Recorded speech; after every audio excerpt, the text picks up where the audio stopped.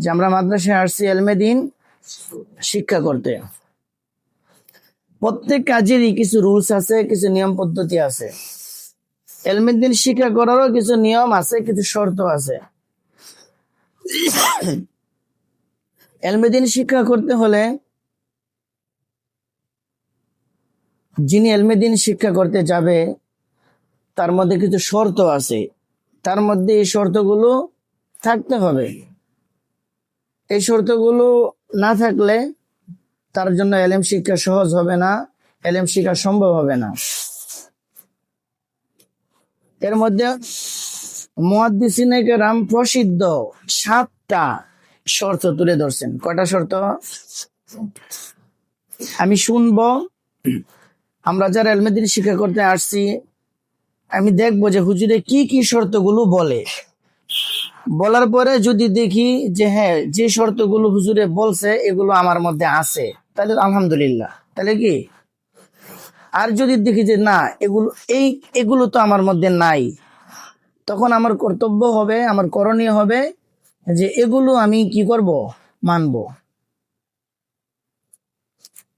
7টা শর্ত মুহাদ্দিসিনে কেরাম তুলে ধরছেন। এর মধ্যে প্রথম শর্ত হলো এলমে দিন শিখার আগ্রহ থাকা। কি থাকা? দ্বিতীয় নম্বর হচ্ছে বিনয়ী হওয়া। কি হওয়া? 1 নম্বর আগ্রহ থাকা, 2 নম্বর বিনয়ী হওয়া, 3 নম্বর ধৈর্য ধারণ করা, সবুর করা। 3 নম্বর কি? সবুর করা। 4 নম্বর হইল এলেম চর্চা করা। 4 নম্বর হইল শিক্ষা, আমি যা শিখতেছি এগুলো আবার কি করা, চর্চা করা। 5 নম্বর, কখনো কখনো দেখবেন যে লেখাপড়া করতেছি, এর মধ্যে মনের মধ্যে এসে পড়ছে আমার শিক্ষা হয়ে গেছে, যথেষ্ট, আমি যথেষ্ট পরিমাণ শিখে ফেলছি, এই চিন্তা কখনো মনের মধ্যে জায়গা না দেওয়া। এই চিন্তা কখনো মনের মধ্যে জায়গা না দেওয়া। 6 নম্বর হইল উস্তাদের কাছ থেকে এলেম শিক্ষা করা। কার কাছ থেকে? 7 নম্বর একাগ্রতা থাকা। কি থাকা? প্রথম বলছি কি মনে আছে? কি? আগ্রহ থাকা। সর্বপ্রথম বলা হয়েছে এলমে দিন শিক্ষার আগ্রহ থাকা। আমি মাদ্রাসায় আসছি, আমার মা বাবা আমাকে মাদ্রাসায় পাঠাইছে দেখে আমি আসছি। আমার বাবা আমারে মাদ্রাসায় পাঠাইছে, আমি এই জন্য আসছি। কিন্তু আমার কোনো কি নাই, কোনো কি নাই, আগ্রহ নাই। তাহলে এই আমার দ্বারা হবে? হ্যাঁ, হবে?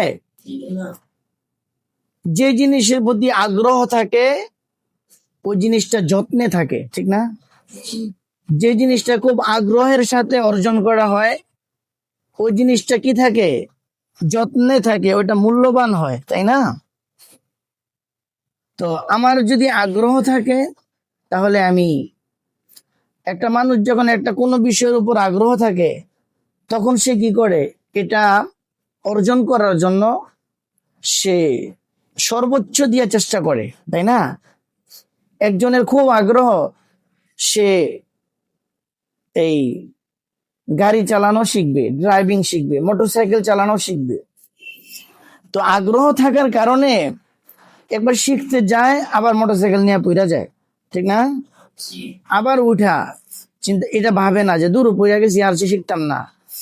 হের আগ্রহ অনেক, যার কারণে সে বলে যে পড়লে পড়ছি, আমি আবার চেষ্টা করবো। তা আবার সে কি করে, চেষ্টা করে। একটা সময় দেখা গেছে সে কি করে, মোটরসাইকেল রাস্তায় চালায়, হাইওয়ে রোডেও চালায়।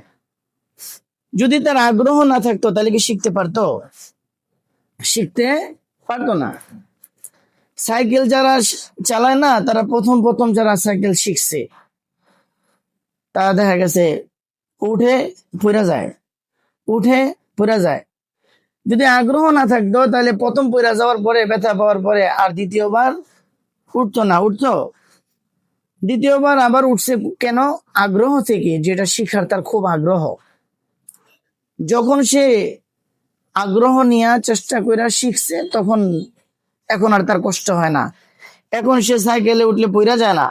এখন যেমন দেওয়া রাস্তা দিয়ে সে সাইকেল কি করতে পারে, চালাইতে পারে। প্রয়োজন বোধে সামনে একজন লইয়া, পিছে একজন লইয়া কি করতে পারে, চালাইতে পারে। কারণ এখন সে কি করতে পারে, সাইকেল চালাতে পারে। তো এলমে দিন শিক্ষা করার সর্বপ্রথম শর্ত হলো আগ্রহ থাকা। কারণ আগ্রহ যখন থাকবে, তখন আগ্রহের সাথে যখন সে পড়তে বসবে, তখন সে অল্প সময়ের মধ্যে তার পড়া সে ইয়াদ করতে পারবে, তার সবক সে ইয়াদ করতে পারবে। কারণ তার মধ্যে কি আছে? আগ্রহ আছে।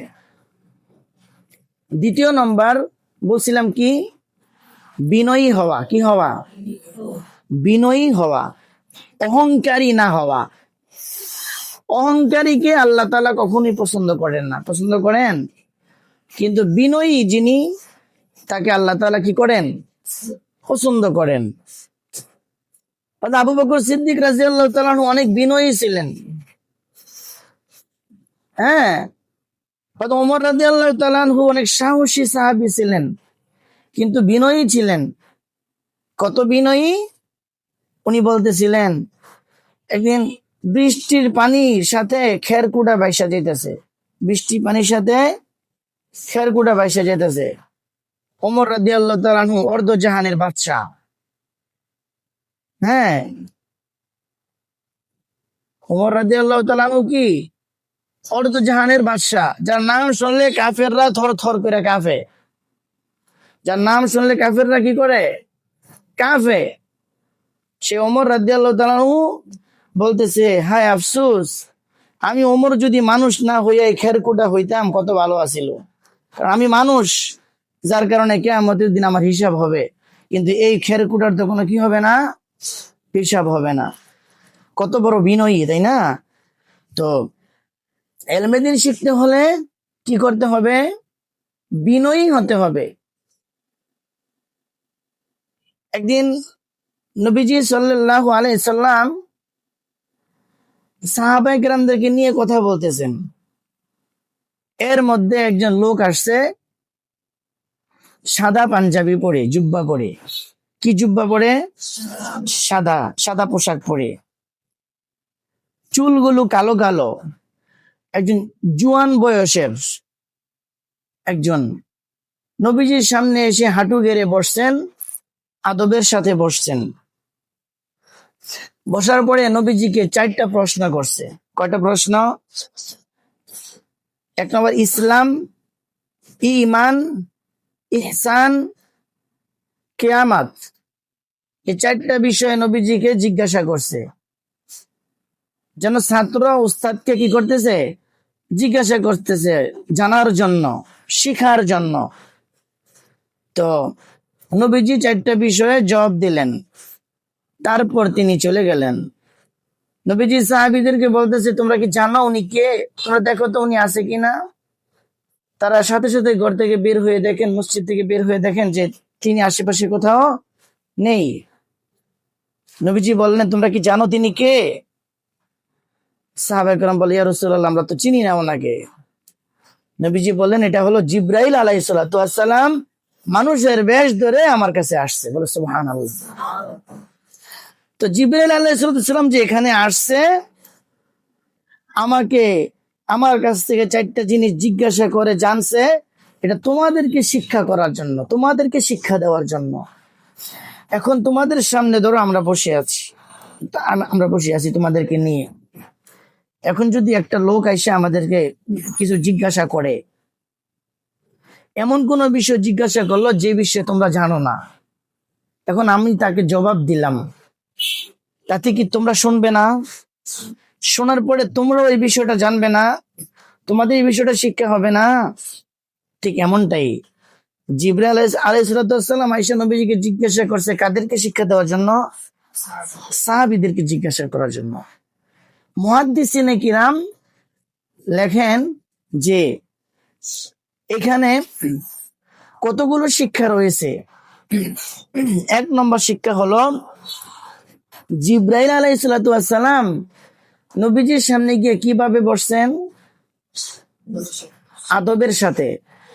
তো মুহাদ্দিসিনে কেরাম এখান থেকে এই কথাটা বের করে আনছেন যে ছাত্ররা ওস্তাদের সামনে সর্বসময় আদবিয়ার সাথে থাকবে। কিসের সাথে থাকবে?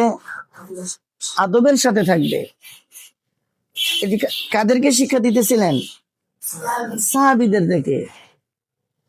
এলমে দ্বীন আল্লাহর পক্ষ থেকে রসুলের উপরে আসছে। রসুলের কাছ থেকে কারা শিখছেন? সাহাবায়ে কেরাম। সাহাবায়ে কেরামদের থেকে শিখছেন তাবেঈনরা, তাবেঈনদের থেকে শিখছেন তাবেঈনরা। এই ধারাবাহিকতায় এই পর্যন্ত আসছে। আমরা শিখেছি আমাদের ওস্তাদ থেকে, আবার আমাদের থেকে শিখতেছো তোমরা, আবার তোমাদের থেকে শিখবে পরবর্তী জেনারেশন, তাই না? এলমে দ্বীন কিয়ামত পর্যন্ত এই ধারাবাহিকতায় চলতে থাকবেন। কিন্তু এর মূল হলো, যেমন আমরা শিখেছি আমার ওস্তাদ থেকে, আখলিস দীনাকা ইয়াকফিকাল আমালুল কলিল। আমি আমার ওস্তাদ থেকে শিখছি না? তুমি আবার আমাদের থেকে শিখছো না? তো তুমি শিখছো আমাদের থেকে, আমি শিখছি আমার ওস্তাদ থেকে, আমার ওস্তাদ শিখছে তার ওস্তাদ থেকে, তার ওস্তাদ শিখছে তার ওস্তাদ থেকে। এমন করতে করতে করতে করতে একবারে মূলের মধ্যে কে রয়েছে? জনাবে মুহাম্মদুর রাসূলুল্লাহ সাল্লাল্লাহু আলাইহি সাল্লাম। তাহলে এই শিক্ষার কার থেকে আসছে? আল্লাহ ও আল্লাহর রসুলের পক্ষ থেকে আসছে, তাই না? তো তিনি শিক্ষা দিলেন জিব্রাইল আলাইহিস সালাতু ওয়াস সালাম, যে উস্তাদের সামনে ছাত্র বিনয়ের সাথে থাকবে, আদবের সাথে থাকবে। এটা প্রথম শিক্ষা। দ্বিতীয়ত শিক্ষা হলো ছাত্র উস্তাদ থেকে শিখবে। ছাত্র কার কাছ থেকে শিখবে?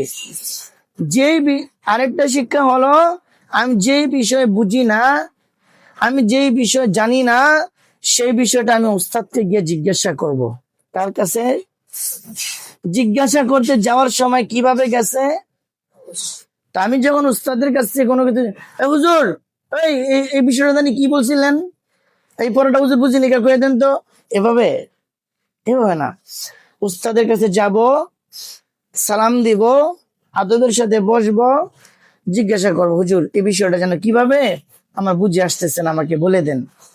দেখবা উস্তাদ জি খুব সুন্দরভাবে মনোযোগ সহকারে তোমাকে সুন্দরভাবে বিষয়টা বুঝিয়ে দিবে এবং তোমার জন্য বিষয়টা খুব সহজ হয়ে যাবে। তারপরে জিব্রাইল আলাইহিস সালাতু ওয়াস সালাম যুবকের বেশ ধরে নবীজির সামনে আসছেন। এখান থেকে শিক্ষা হলো, বৃদ্ধ হলে এলমে দ্বীনের জন্য যেও না, তুমি দাঁড়াও, তোমার ঘুম আসতেছে। হ্যাঁ, ছোটকাল থেকে এলমে দ্বীন শিখা। কারণ মানুষ যখন বড় হয়ে যায় তখন তাদের জবানের ঝড়তা বেড়ে যায়, তখন সহজে মুখস্থ হয় না, তাই না? এই জন্য খুব যত অল্প বয়সে এলমে দ্বীনের জন্য বের হওয়া যায় ততটাই উত্তম, ঠিক আছে? তো আজকে আমরা যে বিষয়গুলো জানলাম বা শিখলাম, প্রথমত বলছি যে এলমে দ্বীন শিখার জন্য খুব আগ্রহী হওয়া, তাই না? দ্বিতীয়ত বলছি এলমে দ্বীন শিখবো, কিন্তু আমার মধ্যে নম্রতা, ভদ্রতা, বিনয়ী আমার মধ্যে থাকতে হবে। যে 7টা শর্ত তোমাদেরকে বলছি, ইনশাআল্লাহ এই 7টা বিষয়েই তোমাদেরকে আস্তে আস্তে বুঝাবো, তোমাদেরকে শোনাবো এবং তোমরা শিখবে। সময় সংক্ষিপ্ত হওয়ার কারণে আজকে 2টি বিষয় জানাইলাম। এই 2টা বিষয় আমি আবার তোমাদেরকে জিজ্ঞাসা করব, বলতে পারবে তো ইনশাআল্লাহ? আচ্ছা, আল্লাহ তাআলা আমাদেরকে এই শর্তগুলো মেনে চলার তৌফিক দান করুক। সকলে বলি আমিন।